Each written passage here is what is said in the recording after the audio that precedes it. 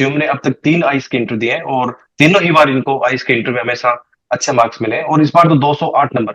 आप जानते हो 208 नंबर क्या होता है। तो आपने कभी ये सोचा नहीं कि मुझे भी अपना मीडियम इंग्लिश लेना चाहिए, कि ज्यादातर इंग्लिश मीडियम में सिलेक्शन होता है। सर, शुरू से ही मुझे ऐसा लगता था कि इंटरव्यू शायद मेरा स्ट्रांग एरिया है। जब मॉक भी देता था तो लोगों को मतलब अच्छे मार्क्स मिलते थे। सर, इंटरव्यू में एक जैसे हम किसी से पहला बातचीत करते हैं तो सर एक उसके बातों में एक प्रकार की सकारात्मकता कि सकारात्मक तरीके से बात कर रहा है। अक्सर बहुत सारे अभिभावक मुझे बोलते हैं कि सर 10th के बाद में 12th के बाद में क्या बच्चे को यूपीएससी की तैयारी करानी चाहिए।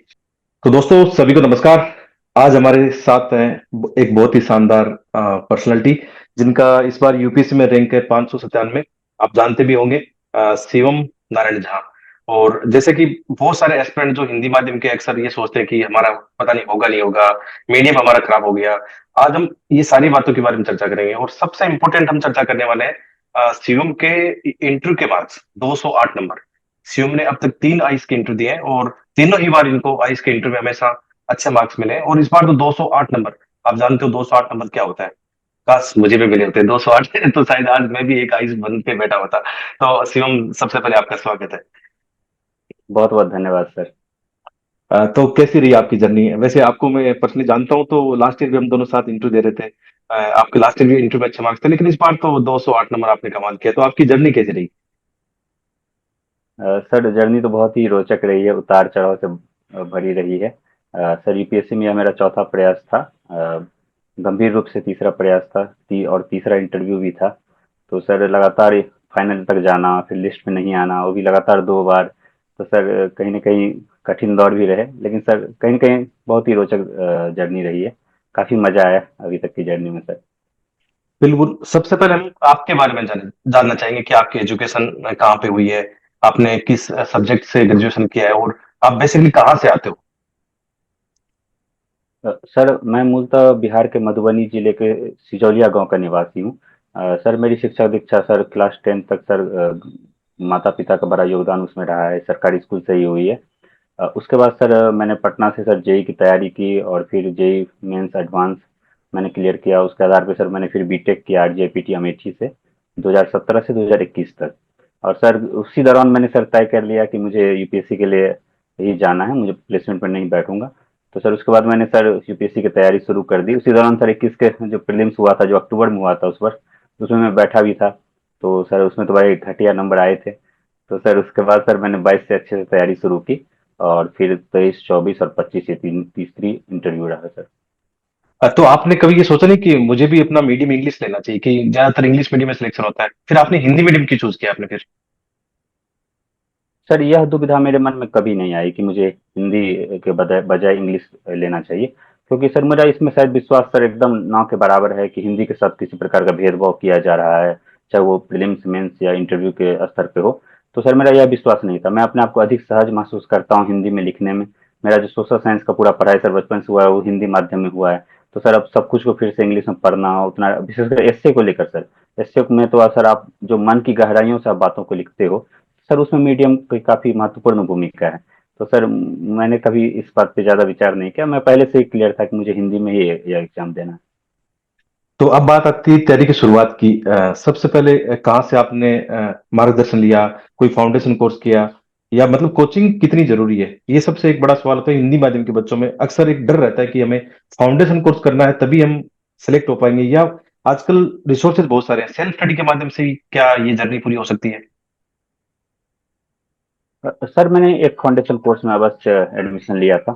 लेकिन सर उसका फाउंडेशन कोर्स सर मैंने जैसे 2022 के मार्च में शुरू किया और वो हम्म। फाउंडेशन कोर्स सर खत्म हुआ 2024 के दिसंबर में। तब तक तो सर मैं इंटरव्यू दे रहा था। तो सर मैंने उसको ना कंप्लीट किया, मुश्किल से सर मैंने एक या दो टीचर की क्लास किए, विशेषकर हम्म। ज्योग्राफी के। और हम्म। सर उसके बाद मैंने खुद से ही तैयारी की। मुझे ऑनलाइन रिसोर्सेज जहाँ से मिले, मुझे जहाँ से पीडीएफ मिल गया, क्योंकि सर मेरा यह उद्देश्य था कि मुझे 23 का प्रीलिम्स देना है। और हम्म। सर आप जानते हैं फाउंडेशन कोर्स में सर दो दो साल तक क्लासेज ही चल रही हैं। और क्लासेज यदि 3 घंटे की हैं तो मुश्किल से 1 से 1.5 घंटा उसमें पढ़ाई होती है। बाकी 2 घंटा हम्म। लिखाने में टाइम जा रहा है या फिर हंसी मजाक में। तो सर फाउंडेशन का उतना भूमिका रहा नहीं। हम्म। एक सबसे बड़ा मेजर चेंज मैं आपकी इसमें देख रहा हूँ, मार्कशीट में या आपकी पर्सनैलिटी में। इंटरव्यू का मतलब कैसे 208 नंबर, या पहले भी आपके 190 शायद 175 नंबर आ चुके हैं? मतलब मैं अपनी तुलना करूं तो मेरे चारों बार इंटरव्यू में बहुत बेकार मार्क्स आए हैं। और मैं मानता हूँ कि मेरी कम्युनिकेशन में दिक्कत थी, मतलब मेरी पर्सनैलिटी में कमियां थी। तो मतलब ये कैसे, मतलब आपका व्यक्तित्व कॉलेज के दौरान आपने डेवलप किया, या इस तैयारी के दौरान आपने डेवलप किया, या आपके स्कूल से ही आपकी एक पर्सनैलिटी मतलब ग्रो हो रही थी? क्योंकि ये ना हिंदी माध्यम के विशेषकर विद्यार्थी को बताने वाला नहीं होता कि आपको, जब हमारा मेंस क्लियर होता है उसके बाद में हम इंटरव्यू की तैयारी करते हैं, तो वहां पे हम कुछ नहीं कर पाते हैं। तो पहले से ही आपने कैसे किया, ये कमाल कैसे हुआ आपका? सर, शुरू से ही मुझे ऐसा लगता था कि इंटरव्यू शायद मेरा स्ट्रांग एरिया है। जब मॉक भी देता था तो लोगों को मतलब अच्छे मार्क्स मिलते थे। और सर, जहाँ तक तैयारी की बात है सर, माँ पिता दोनों सर टीचिंग क्षेत्र से जुड़े हुए हैं। तो सर बचपन से क्लास 6 7 से ही सर कुछ ना कुछ पढ़ाने का, और उसका सर एक एक्सपीरियंस बहुत लंबे समय तक रहा। टीचिंग का एक्सपीरियंस सर लगभग 10 वर्षों से अधिक का रहा है। कॉलेज में भी गए तो सर एक टीचिंग वाला क्लब उन्होंने स्थापित किया सर, उसे चलाने का मौका मिला। तो सर कहीं न कहीं ये सारे जो एक्सपीरियंसेज़ हैं सर अभी तक की ज़िंदगी के, सर वो कहीं न कहीं इंटरव्यू में सर काम आ जाते हैं। सहजता के साथ बातचीत हो जाती है और सर समझ जाते हैं सामने वाला क्या जानना चाहता है, उस अनुसार हम आंसर करें। और सर इंटरव्यू की तैयारी भी सर मैं तीनों बार ही सर काफ़ी मतलब टाइम देता था, काफ़ी मॉक इंटरव्यूज़ देते थे। बहुत सीरियसली सर तैयारी करते थे, क्योंकि मुझे लगता था कि मेंस में कहीं न कहीं कमी रह जाएगी। मेंस उतना मेरा स्ट्रॉन्ग एरिया नहीं है, तो थोड़ा इंटरव्यू को ज़्यादा मैं अच्छे से तैयार अवश्य करता था। आपके हिसाब से सबसे इम्पोर्टेंट क्या देखते होंगे इंटरव्यू बोर्ड में, मतलब आपको क्या लगी जो न्यू स्टूडेंट को ध्यान में रखनी चाहिए अभी से, जो वो आपके जैसे बहुत सारे बच्चे हैं जो अभी 12th के बाद में या कॉलेज के बाद में तैयारी करेंगे? एक इस सवाल पे भी आएंगे कि 12th के बाद में तैयारी करनी चाहिए नहीं, कि ये भी हम पूछेंगे, लेकिन इंटरव्यू पहला क्वेश्चन आपका है कि इंटरव्यू का मतलब क्या आपके हिसाब से देखते होंगे वो? सर इंटरव्यू में एक, जैसे हम किसी से पहला बातचीत करते हैं तो सर एक उसके बातों में एक प्रकार की सकारात्मकता, कि सकारात्मक तरीके से बात कर रहा है, प्रेशर में एकदम नहीं दिख रहा है। सर ये सब सहज होकर बातचीत कर रहा है, और जो विचार रख रहा है सर एक्सट्रीम पे नहीं है, कुछ यूनिक बातें भी कर रहा है। और सर सबसे बड़ा मुझे लगता है कि जरूरी चीज है कि आप वहां पे कैसे रिएक्ट करें। कुछ अचानक से क्वेश्चन आया और उस अनुसार सर वहां पे तुरंत सोच के कुछ रिप्लाई करना। तो सर मुझे लगता है कि ये चीजों को बहुत गौर करते हैं, और थोड़ा सा हल्का सा मुस्कुराना, हल्का सा बातचीत को सहज रखना, सर मुझे लगता है कि ये काफी काम करता है। हाँ, मतलब जैसे आपने बताया सेम मेरे साथ भी ये हुआ कि आपने जो बताया मेरा उससे उल्टा था। उतना सहज नहीं था मैं वहां पे। तो मतलब वही चेहरे पे घबराहट दिखना, और मैं अक्सर स्टूडेंट को अपनी गलतियां बताता हूँ कि यार इंटरव्यू में ना मार्क्स छीने जाते हैं उनसे ना, लिए नहीं जाते हैं। देने वाला कोई नहीं होता, हाँ सर। लेने वाला होना चाहिए। जैसे आपकी हाँ पर्सनैलिटी सर। भी बता रही है, ये अच्छा है। एक सबसे इंपॉर्टेंट पॉइंट ये, अक्सर बहुत सारे अभिभावक मुझे बोलते हैं कि सर 10th के बाद में 12th के बाद में क्या बच्चे को यूपीएससी की तैयारी करानी चाहिए? मेरी ओपिनियन है कि कॉलेज के बाद में करें यार, वो थक जाएगा। मतलब आपकी क्या ओपिनियन है इसको लेकर? सर मेरा भी ओपिनियन यही है, क्योंकि सर यदि आप कॉलेज नहीं करते, सर मेरे अभी तक के व्यक्तित्व में जो भी इंटरव्यू में सर मार्क्स आ रहे हैं, कॉलेज का सर बहुत बड़ा रोल है सर। वहाँ पे जब मैं गया सर, कई सारी नई चीज़ें सीखने को मिली, कई सारे लोगों से बात करने का मौका मिला, कई सारे नए कोर्सेज सीखे। तो सर ये हम्म। जो सीखने की प्रक्रिया है सर वो 4 साल के दौरान, वो आपके व्यक्तित्व के विकास में बहुत ही अहम भूमिका निभाती है। तो सर यदि आपने उसे स्किप कर दिया और आप कॉलेज किए ही नहीं, तो सर फिर बाद में तो सर इंटरव्यू के समय आपको दिक्कत होगी। और आप इस बार का रिजल्ट देखें सर, इंटरव्यू की कितनी महत्वपूर्ण भूमिका रही है। तो सर मुझे लगता है सब कुछ का एक समय आता है ना सर। अब क्लास 6 में आप यूपीएससी नहीं पढ़ा सकते, वो समय तो अलग है। उसी प्रकार से हम्म। मुझे नहीं लगता कि सर क्लास 12th के बाद यूपीएससी, ग्रेजुएशन के बाद यूपीएससी का शुरू कीजिए। 2 से 3 हम्म। साल समय लगता है और फिर उस हिसाब से कीजिए। और मतलब 12th वाले बच्चे अभी जैसे 3 साल फाउंडेशन कोर्स करेंगे, तो मुझे नहीं लगता वो इतने मेच्योर होंगे कि वो इस चीज को अडेप्ट कर पाएंगे। और जब उनका ग्रेजुएशन होगा वो तक थक जाएंगे बाद में वो, और उनका बहुत मुश्किल होता है, हमने देखा है, उनका प्री निकालना भी बहुत मुश्किल हो जाता है। इसलिए आपने एक बात सही की कि ग्रेजुएशन करने के बाद में पर्याप्त टाइम होता है, 1 1.5 साल कर ले। जरूरी नहीं है कि हम 21 में बने, 22 23 में बन जाएंगे, 24 में बन जाएंगे। ये मैं हाँ फील सर। करता हूँ। हाँ सर। अच्छा, तो अब आपकी बात करते हैं। जैसे आपका प्री का स्कोर भी बहुत शानदार है, इस बार आपका जीएस का स्कोर 111 है, सीसेट का 136 है। तो ये भी जानना चाहेंगे कि सीसेट में आपकी क्या रणनीति थी, या क्या कोई कोचिंग की आपने? अ, पैसे ज्यादा कर रहे थे, मैथ रीजनिंग ज्यादा कर रहे थे, या जीएस पे आपकी प्री को लेकर क्या रणनीति होती थी? सर मैंने सीसेट के लिए कोई कोचिंग नहीं ली। मैथ वाला सर बैकग्राउंड रहा, जेई की तैयारी और बीटेक, और सर उसके बाद सर चारों अटेम्प्ट में सर सीसेट मतलब निकलता रहा। और सर मैंने जो सबसे महत्वपूर्ण बात मैं सीसेट में ध्यान रखी कि प्रैक्टिस तो मुझे करनी ही है, चाहे भले ही मेरा ये बैकग्राउंड जो भी हो। मैं सर 1 से 1.5 घंटा प्रीलिम से 2 महीना पहले से मैं प्रैक्टिस करने लग जाता हूँ, और सर प्रैक्टिस केवल और केवल मुझे प्रीवियस ईयर क्वेश्चन की करनी है। सर मैं आज जैसे एक दिन उठाए एवरेज के, जितने भी पिछले 10 साल में एवरेज वाले चैप्टर से पूछे गए क्वेश्चन, मैं उसको लगाता हूँ, उसमें देखता हूँ 2 3 मेरे से जो भी नहीं बने, मैं उसको यूट्यूब गूगल पे सर्च करता हूँ, देखता हूँ उसमें उसका थीम क्या है। सर मुझसे क्वेश्चन तो गलत हो सकते हैं, लेकिन थीम यदि एक बार मैंने सही कर लिया कि इस थीम पे क्वेश्चन आ रहे हैं, एवरेज में इस टाइप से क्वेश्चन आ रहे हैं, तो अगली बार मुझसे गलत नहीं होगा। उसी प्रकार से सर पी एंड सी से क्वेश्चन आ रहे हैं, या फिर रीजनिंग के क्वेश्चन जो भी आ रहे हैं कि सर्कल वाले हैं, या फिर ऐसे ऐसे प्रीवियस ईयर क्वेश्चन में हर एक टाइप से प्रश्न आ चुके हैं। यदि उन प्रश्नों की काफी अच्छे से प्रैक्टिस हो जाए, सर उस टाइप के प्रश्न फिर गलत नहीं होंगे, तो फिर सीसेट का सर उतना डर नहीं रहता है। बिल्कुल। और GS1 जो प्री वाला है उसका? सर जीएस में सर मैंने जो सबसे महत्वपूर्ण बात याद रखा कि कंटेंट काफी लिमिटेड रहे, और उसी हम्म, को सर मैं बार बार रिवाइज करूं। तो सर हम्म, मैंने बहुत ज्यादा नया चीज पढ़ने का, मैंने सर तीनों बार जो प्रीलिम्स निकला तो सर उसमें मैंने प्रयास नहीं किया। और सर टेस्ट आपको पर्याप्त लगाने होंगे। और सर टेस्ट लगाने के साथ मैं एक चीज मैंने, जो मुझे लगता है कि मैंने हर एक बार की, कि सर कोई भी टेस्ट मैंने लगाया उसको मैं बैठ के एनालाइज करता हूँ कि मैं कहाँ पे गलतियां कर रहा हूँ। क्या मेरी रिवीजन कम होने के कारण गलती हो रही है, क्या मैं वहां जाके तुक्का ज्यादा लगा रहा हूँ, क्या बस मैं, मतलब इस तरह की सारी गलतियों को मैं एक लिस्ट बनाता हूँ और फिर कोशिश करता हूँ कि अगले टेस्ट में वो नहीं हो। सर जो टेस्ट का एनालिसिस है जीएस पेपर में, कौन सा मेरा एरिया अभी वीक है, ज्योग्राफी या साइंस एंड टेक का क्वेश्चन अभी मेरे से नहीं बन रहे हैं, तो सर ये मुझे लगता है कि काफी काम करता है जीएस में। हाँ। और PYQ का मतलब कितना महत्व था उसमें, आपने कितना एनालिसिस किया उसका? हाँ सर, प्रीवियस ईयर क्वेश्चन का मैंने जीएस में बहुत अच्छे से एनालाइज किया कि उसी से सर कंटेंट यदि आपको लिमिट करना है, सर आपको हम्म, प्रीवियस ईयर क्वेश्चन का बहुत अच्छा एनालिसिस होना चाहिए। कि नहीं तो सर आपको, आप कोई भी, आप जैसे मंथली मैगजीन उठाते हैं, सर आपको लगेगा सारे चीज हम पढ़ लें, लेकिन यदि आपको प्रीवियस ईयर क्वेश्चन का बहुत अच्छे से एनालिसिस होगा, तो आप छांट पाएंगे कि नहीं यही केवल प्रीलिम्स के लिए रेलेवेंट है, इससे आगे मुझे नहीं पढ़ना है। तो सर मुझे लगता है कि उसके लिए प्रीवियस ईयर क्वेश्चन बहुत ज्यादा जरूरी है, कि कहाँ से प्रश्न पूछे जा रहे हैं और केवल मैं उतने तक अपने कंटेंट को लिमिट कर सकूं। एक चीज अक्सर देखी जा रही है कि बच्चे क्या कर रहे हैं, शॉर्ट समरी वगैरह कोचिंगों की, क्विक की, ये सब की किताबें पढ़ रहे हैं। आपने वो पढ़ी या फिर जो ऑफिशियल NCERT किताबें उनको ही बार बार ज्यादा पढ़ी की, क्योंकि क्वेश्चन ज्यादा वहां से आ रहे हैं, तो आपने उनको ज्यादा महत्व दिया प्री में? नहीं, मैंने सर एनसीईआरटी तो सर मैंने पढ़ाई पढ़ी थी। और सर इसके अलावा जो भी स्टैंडर्ड बुक्स हैं सर, जैसे पॉलिटिकल लक्ष्मीकांत है सर, मुझे लगता है कि लक्ष्मीकांत सर 25 बार से अधिक बार रिवीजन हो गया होगा। और सर इसी प्रकार से जो भी स्टैंडर्ड बुक्स हैं सर, उसी को बार बार, स्पेक्ट्रम है सर हिस्ट्री के लिए, तो हम्म, सर जैसे एनसीईआरटी है सर ज्योग्राफी के लिए, सर उससे कितने सारे प्रश्न आते हैं डायरेक्ट, सर उससे प्रश्न उठा के वो हाँ, प्री में पूछा जाता है। तो सर मेरा काफी ज्यादा जोर रहा जो बेसिक बुक्स हैं सर, उसको बार बार मैं रिवाइज करूँ, मुझे अच्छे से वो याद हो, ताकि उससे जो प्रश्न आए वो गलती ना हो। और सर जो बाहर से प्रश्न आएंगे सर, दो चार प्रश्न, अजूबे प्रश्न तो हमेशा पूछे जाएंगे, वो सर हम्म, सबके गलत होंगे। तो सर उस पे प्रीलिम्स डिसाइड नहीं हो रहा है, प्रीलिम्स तो उस हम्म, पर डिसाइड हो रहा है जब लक्ष्मीकांत और ज्योग्राफी के एनसीईआरटी से प्रश्न आ रहा है, उसमें आप कोई गलती कर रहे हो। और कितने क्वेश्चन अटेम्प्ट लेते थे आप प्री में, GS में? सर मैं ऐसा पहले कभी सोच के नहीं जाता हूँ, जैसे सर 23 वाला अटेम्प्ट में सर मैं गया तो सर मैं 72 क्वेश्चन ही ट्राई किया, फिर भी सर 91 मार्क्स आए और अच्छे से कट ऑफ पार हुआ। क्योंकि सर हम्म, उस साल का जो पेपर था सर, उसमें यदि आप ज्यादा ट्राई कर रहे हो, सर हम्म, उसमें सर गलती होने की संभावना बहुत है, पेयर वाला सर सारे टाइप के प्रश्न थे। लेकिन सर जैसे 25 वाले प्रश्न में सर मैंने 95 से अधिक ट्राई किए थे, क्योंकि मुझे ऐसा लगा कि प्रश्न पत्र की प्रकृति उस प्रकार के है कि यहाँ पे हम्म, ज्यादा आप ट्राई कीजिएगा तो ज्यादा नंबर आएंगे। तो सर ये एग्जाम हॉल में डिसाइड होना चाहिए, पहले से एक नंबर डिसाइड करना सर काफी हम्म। कठिन बना देगा सर पूरे मामले को। ओके। एक क्वेश्चन ये रहता है बच्चों का कि हमें डायरेक्ट क्वेश्चन कम आते हैं, तो हमें क्या जो थोड़ा सा लॉजिकल कॉमन सेंस, जिनको हम तार्किक चीजें बोलते हैं, क्या वो आपने भी लगाई है, मतलब प्री वाले टेस्टों में, प्री वाले जो एग्जाम में? सर वास्तव में सर 30 40 से ज्यादा क्वेश्चन तो आपको अच्छे से उसके बाद तो आते नहीं है सर, उसके बाद हाँ। हमें एक ऑप्शन आ रहा है, दो ऑप्शन आ रहा है, तो सर वो तो आपको लगाने ही होंगे।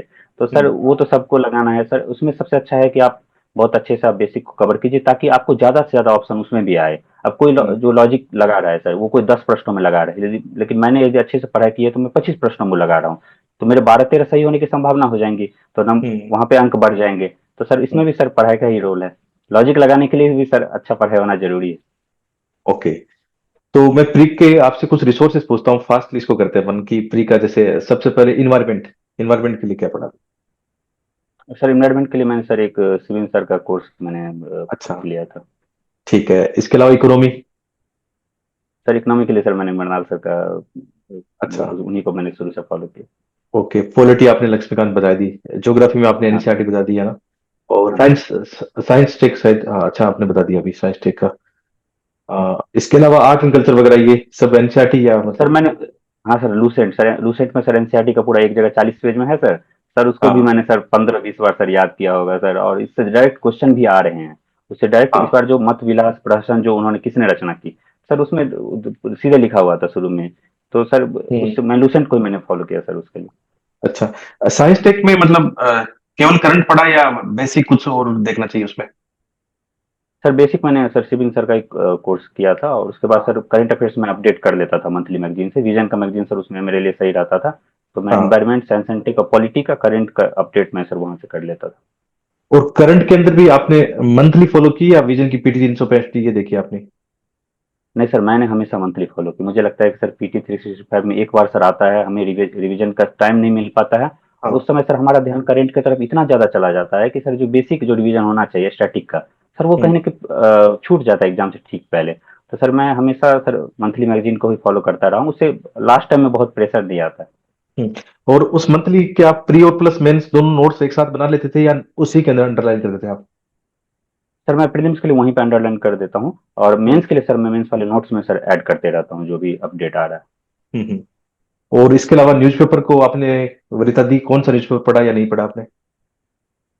सर न्यूज़पेपर पढ़ने की आदत तो बचपन से है, तो सर वो एक आदत हमेशा यहाँ भी बनी रही। तो सर हाँ। मैं इंडियन एक्सप्रेस को सर मैं डेली फॉलो करता हूँ, और सर प्रीलिम्स के लिए उतना उपयोगी तो नहीं, लेकिन सर मेंस और इंटरव्यू में सर काफ़ी ज़्यादा रोल है। और सर एक प्रकार की आदत है, तो सर 40-45 मिनट में वो कवर भी हो जाता है, और एक आइडिया भी लग जाता है कि देश दुनिया में भी क्या चल रहा है। तो सर मुझे लगता है कि वो कहीं ना कहीं ऐसे में सर, ऐसे के लिए सर हम्म। न्यूज़पेपर का काफ़ी महत्वपूर्ण रोल है। तो सर वो कहीं ना कहीं हेल्प मिल जाती है। अब मैंने भी ये देखा कई बार क्या होता है, नए वाले बच्चे कई बार टॉपर से ऐसा बोलते हैं कि हम तो न्यूज़पेपर पढ़ते नहीं है, नोट्स भी नहीं बनाते, ऐसे करते हैं। तो नए वाले बच्चे उस चीज को, गहराई को नहीं समझते हैं। आपने सही कहा कि जैसे मेरे भी ऐसे में बहुत अच्छे मार्क्स आए, हमेशा जीएस में अच्छे मार्क्स आए, तो मैं न्यूज़पेपर ही पढ़ता था। विशेषकर जैसे इंडियन हाँ एक्सप्रेस, उनके आर्टिकल ये बहुत इंटरेस्टिंग होते हैं। तो नए वाले बच्चे देख लो आप, जो टॉपर है, मतलब रियलिटी बता रहे हैं यहाँ पे। और आज सिलेक्टेड है तो आप इनकी बात को मानोगे, मेरी बात को कम मानते हैं लेकिन आप अच्छा आपकी सर, बात नहीं। सुनेंगे। हाँ, तो अब आते हैं मेंस के ऊपर, है ना? तो मेंस में हाँ सर। अब ठीक है, आपके मार्क्स कम नहीं है, क्योंकि तीनों बार आपका इंटर कॉल हुआ है, तो इंटर कॉल कराने के लिए यदि मार्क्स है तो आप सिलेक्टेड कैंडिडेट बन जाते हो वहां पे, तो मार्क्स ठीक है, आपके इतने बेकार भी नहीं है। हाँ, उसमें सुधार हो सकता है, गुंजाइश हो सकती है। आप शायद दोबारा भी एग्जाम देंगे तो मुझे लग रहा है उसमें सुधार हो जाएगा। तो मेंस को लेकर आपकी क्या रणनीति रही? सबसे पहले एसिक को लेकर बात करता है। सर एसईओ को लेके सर मेरी रणनीति यही रही कि मैं जो भी न्यूज़पेपर है, जो भी सर, जैसे मेरा ऑप्शनल मैथिली साहित्य सर, उससे जो कंटेंट है सर, तो एक सर मैं कॉपी बना लिया था। उसमें जो भी मुझे कुछ कभी लगता था, विकिपीडिया पे कभी कुछ पढ़ लिया, कुछ मतलब आप फेसबुक पे देख, कहीं पे भी कुछ देख लिए, तो आप उसको उसमें ऐड करते रहिए। और हम्म। सर दूसरा कि बहुत सारे टॉपर्स का जो एस्से है सर, उसको आप बार बार पढ़िए कि सर मतलब सर मैंने आपके एस्से पढ़े सर, आपके एस्से में बहुत अच्छे नंबर रहे हैं, तो उन हम्म। एस्से को देखिए कि वो कैसे लिख रहे हैं, उन एस्से में कैसे इंट्रो लिख रहे हैं, कंक्लूजन लिख रहे हैं, कैसे वो अलग अलग डायमेंशन को खोल रहे हैं एस्से में, ताकि एस्से काफ़ी ज़्यादा डाइवर्सिफाई हो और अच्छे से उसको कवर किया जा सके। तो सर उससे काफ़ी ज़्यादा आइडिया लग जाता है, और फिर आप एस्से लिखिए। सर एस्से का तो कोई तैयारी हो नहीं सकता इस प्रकार से, हम्म। इस हाँ। वो क्योंकि हमारे जीवन के अनुभवों पे आधारित होता है अपने। तो सबका ऐसे का तैयारी का सर थोड़ा सा अलग अलग अंदाज होता है। और ऐसे कितना बड़ा गेम चेंजर है, मान लो जैसे आपको 150 मार्क्स मिलते तो आपकी रैंक टॉप 100 में भी चली जाती, कितना बड़ा गेम चेंजर है ऐसे। ये बच्चे सर सीरियस नहीं बहुत बड़ा लेते इस गेम बात को। चेंजर है। हाँ। हाँ सर, इससे बहुत बड़ा गेम चेंजर है सर।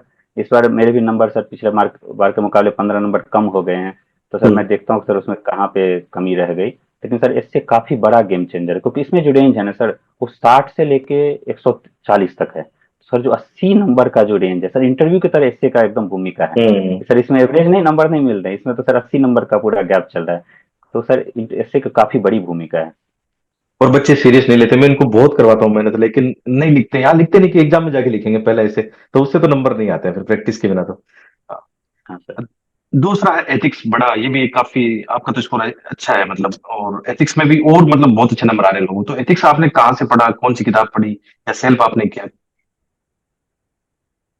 सर एथिक्स के लिए मैंने सर आपकी बुक को भी रेफर किया था, जो कि सर काफ़ी पॉपुलर है और काफ़ी अच्छा भी है।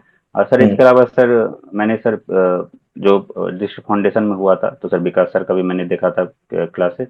और सर इसके अलावा सर पीयूष सर जो बाजीराम में पहले थे, तो सर उनके भी मैंने सर नोट्स वहाँ पे मैंने क्लास किया था, उनके भी नोट्स को मैंने रेफर किया था सर। हम्म। हालांकि अभी सर अभी भी नंबर सर और वहाँ पे इंक्रीज का संभावना है, क्योंकि अभी भी हम्म। सर नंबर उतने अधिक नहीं आए हैं, लेकिन सर हम्म। उम्मीद है कि सर उसमें कुछ और वृद्धि होगी। ठीक है। इसके अलावा जीएस 1 2 3 4 आंसर राइटिंग को मतलब आपने कितना वेटेज दिया? क्या आपने पेड कोई कोचिंग ज्वाइन की आंसर राइटिंग की, या टॉपर्स की कॉपी देख के सेल्फ एनालिसिस करके खुद से ही आंसर राइटिंग की? सर मैंने टॉपर्स की कॉपी का ही बहुत अच्छे से उनको एनालाइज करने का प्रयास किया। और इसके अलावा सर मैं टेस्ट सीरीज लिखा करता था सर। मैंने लास्ट ईयर विजन का था, इस साल मैं सर फोरम का और विजन का अभ्यास मैंने लिखा था। तो मेरी कोशिश रहती थी कि हर एक जीएस पेपर्स में मैं कम से कम 5 टेस्ट लिख के जाऊँ। तो इस पर भी मैंने सर 25 टेस्ट लिखे थे। सर लिखने का विशेषकर हिंदी माध्यम में सर लिखने का बहुत महत्व है, क्योंकि हमारे साथ सर स्पीड वाली भी दिक्कत है कि हम्म। देवनागरी में सर स्पीड का भी दिक्कत है, तो प्रैक्टिस नहीं हो तो आप वहां जाके सीधे नहीं लिख सकते हैं। और सर लिखने से ही सर सुधार होता है, जो भी सुधार हुआ सर, मेरे 2023 में जीएस में 327 नंबर थे और हम्म। सर अभी सर 374 हुए हैं, तो जो 45-40 नंबर सर बढ़ा है वो मुझे लगता है कि लगातार लिखने की वजह से हुआ है, क्योंकि 23 वाले अटेम्प्ट में एकदम जीएस लगभग 9 के बराबर मैंने लिखा था। हम्म। तो सर ये लिखने का तो अपना बहुत महत्व है। बिल्कुल। अब मेन चीज है, मैथिली साहित्य के बारे में बहुत सारे बच्चे जानेंगे और विशेषकर आपके रीजन से आने वाले, क्योंकि मेरा भी ये मानना है कि लिटरेचर जैसा सब्जेक्ट लेना चाहिए। पॉलिटिकल साइंस हाँ हिस्ट्री के बजाय लिटरेचर जैसा सब्जेक्ट ज्यादा मतलब मार्किंग पैटर्न बदलाव आ रहा है। तो इसको लेकर आपने कहाँ कोचिंग की, तैयारी कैसे की या सेल्फ की? सर मैथिली साहित्य की तैयारी सर मैंने सुरेंद्र राउत सर से की। सर वो हम्म। दिल्ली में ही कोचिंग चलाते हैं मैथिली में, शायद अभी एकमात्र कोचिंग वही है मैथिली साहित्य के लिए। तो हम्म। सर मैंने वहीं से कोचिंग ली। सर इसके अलावा सर मैंने खुद से भी जो भी हो सकता है ऑनलाइन जो सोर्सेज हैं, जो मुझे टेलीग्राम पे कुछ मिल गए सर, उसको भी मैंने सर ऐड करते गया कि उसमें, ताकि जो कंटेंट हो वो और अधिक यूनिक हो सके। और सर मैथिली की तैयारी सर लगातार, चूंकि सर साहित्य बहुत ही रोचक हो जाता है, आप लगातार जीएस पढ़ रहे हो, एग्जाम सर काफी आप जानते हो कि लंबा हो जाता है कई बार। तो सर साहित्य उसमें सर आप कहानियां पढ़ रहे हो, आप कविताएं पढ़ रहे हो, तो कहीं ना कहीं सर पूरी प्रक्रिया को रोचक बना के रखता है। तो मुझे लगता है कि सर साहित्य, और सर जो नंबर आए हैं सर उसमें से मैथिली की सर एक महत्वपूर्ण भूमिका मेरी सफलता में रही। बिल्कुल। एक अक्सर विशेषकर हिंदी माध्यम के विद्यार्थियों में विश्वास की एक कमी रहती है, मतलब जैसे हमने पहले भी डिस्कशन किया कि एक तो मीडियम को लेकर रहती है। तो एक्चुअल में हिंदी माध्यम के आपके हिसाब से चुनौती सबसे बड़ी कहाँ पे है?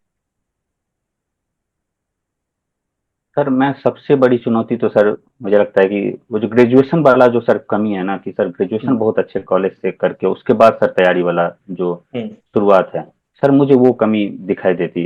मैं जब क्लास कर रहा था तो उस समय ये कमी मुझे दिखाई देती थी। और सर दूसरा एक बड़ी कमी है कि सर लगातार बस पढ़ते रहने से सर ये एग्जाम नहीं होने वाला। सर आपको लगातार एनालाइज करना पड़ेगा कैसे एग्जाम का पैटर्न बदल रहा है, उस हिसाब से हम अपने आप को कितना चेंज कर रहे हैं। सर ये जो रणनीति वाला सर एरिया है सर, गाइडेंस की कमी सर एक बड़ा दिक्कत है कि गाइडेंस ही नहीं मिल पाती है। तो सर ये सब कमी सर मुझे हिंदी माध्यम में दिखाई दी। इसके अलावा सर सीसेट की जो समस्या है, सर आप हम्म। परिचित हैं कि समस्या बहुत बड़ी है, जो मुझे लगता है कि प्रीलिम्स के स्तर पर ही हिंदी माध्यम के अधिकांश छात्रों को रोक लेता है। तो सर सीसेट को और अधिक ध्यान देना उसमें सर, बहुत लोग बहुत अच्छा है सीसेट में, मॉक्स में अच्छा स्कोर करते हैं सर, वहां जाके वो अच्छा नहीं कर पाते, काफी डर जाते हैं। सर एक आत्मविश्वास बनाए रखना भी सर काफी जरूरी है। बिल्कुल। हाँ, मतलब मेरे हिसाब से 400, 300 400 बच्चे मेंस लिखते होंगे हिंदी माध्यम के, है ना? इतना ही होता होगा रेशियो। हाँ और सर। उन उनमें से भी 100 150 तो बच्चे इंटरव्यू में जाते हैं, मतलब ये रेशियो तो ठीक है, मेंस और इंटरव्यू वाला तो रेशियो ठीक ही लग रहा है। इस बार हाँ भी सर। कितने, मतलब आपके हिसाब से 30 40 कितने बच्चे सेलेक्ट हुए होंगे? डेटा तो नहीं है लेकिन एस्टिमेट हम लगा रहे हैं। आपके साथ में भी बच्चे दे रहे होंगे इंटरव्यू? सर 30 से अधिक सेलेक्ट हुए होंगे, मैंने भी सर कोई लिस्ट नहीं अभी हाँ। अभी तक बनाई है, लेकिन सर हम्म। 30 से अधिक बच्चों का सिलेक्शन हुआ होगा। तो अच्छा लगा यार। आपका कॉन्फिडेंस देख रहे हैं, इंटरव्यू में नंबर कैसे आए वो पता चलता है, देखो कितना आप सहज है और आपकी वॉइस बहुत प्यारी है, मतलब इतना कॉन्फिडेंस से आवाज आ रही है एकदम। हाँ, तो जो धन्यवाद भी सर। एस्पिरेंट इस वीडियो को देख रहे हैं, मतलब सीखेंगे, मतलब कि कैसे नंबर इंटरव्यू में लाए जाते हैं, और इंटरव्यू ही ड्रास्टिक चेंज। आप इन सीएम के मार्क्स देखना, 208 नंबर इंटरव्यू में। कई बच्चे मेरे से पूछते हैं कि सर हिंदी मीडियम में तो भेदभाव करते हैं। कहाँ भेदभाव करते हैं? 3 3 बार नंबर लेके आए। बाकी आप अपनी तरफ से लास्ट में कुछ न्यू एस्पिरेंट को कुछ कहना चाहते हैं तो बता सकते हैं। सर मेरा तो सभी से सर यही आग्रह रहेगा कि यदि आप इस तैयारी में आए हैं तो यह आपका निर्णय है, और इसके पीछे काफी परिवार का उम्मीद होता है, तो आपके ऊपर सर काफी बड़ी जिम्मेदारी है ये, खुद के प्रति परिवार के प्रति। तो आप केवल और केवल पढ़ाई पे फोकस करें और लगातार खुद को देखते रहें कि कहाँ सुधार हो सकता है। सर जब तक हमारे मन में यह रहेगा हम लगातार सुधार कर सकते हैं सर, तब तक ये जर्नी आपको बोरिंग नहीं लगेगी, कभी आपको इस प्रकार से नहीं लगेगा मैंने सब कुछ कर लिया है। उसमें लगातार सुधार की प्रक्रिया से खुद को यदि आप जोड़े रहते हैं तो सर ये काफी रोचक ये जर्नी हो जाती है।